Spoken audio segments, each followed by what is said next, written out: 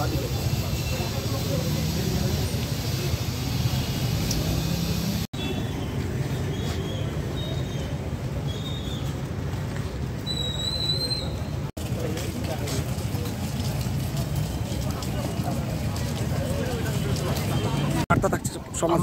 আজকের এটা বেসিক্যালি এটা প্রটেস্ট র্যালি, আমরা প্রতিবাদের আশা আমরা খুঁজে পাইনি, তাই আমরা আজকে একটা মৌন মিছিলের মাধ্যমে আমরা প্রতিবাদ করতে চাইছি যে গত 9 তারিখে কলকাতার আরজিকর মেডিকেল কলেজে যে বর্বরতম ঘটনা ঘটেছে, এটা সভ্যতার ইতিহাসে বিরলতম।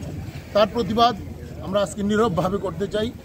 Indian medical association Tripura state branch এবং তার সঙ্গে সমস্ত অংশের মানুষরা আজকে এই র্যালিতে সমবেত হয়েছে এবং তার মাধ্যমে আমরা একটাই বার্তা দিতে চাই যে আমাদের শান্তি চাই, আমরা নীরবে কাজ করতে চাই, সবাই মিলে আমরা একসঙ্গে যদি কাজ করতে পারি তার জন্য শান্তি চাই, সুরক্ষা চাই এবং সেই সুরক্ষা যত বেশি হবে ততই আমাদের কাজের পরিবেশ ফিরিয়ে আনবে।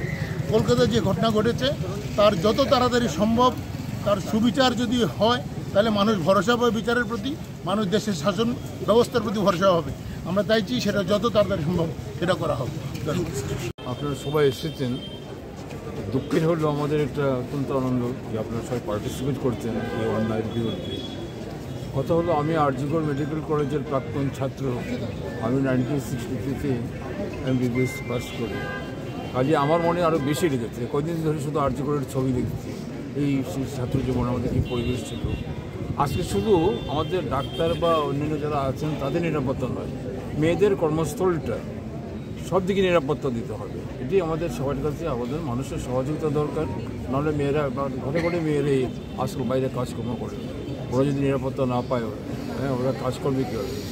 আমাদের যেমন মেয়েদের ডাক্তারদের নিরাপত্তা দরকার, আমাদের যেমন প্যারামেডিক্যাল স্টাফ সিস্টার সবাই তো ডাক্তার ডিউটি নেই, তাদের নিরাপত্তা দরকার। পাশাপাশি যে কোনো মেয়েদের কর্মস্থলের নিরাপত্তা দরকার।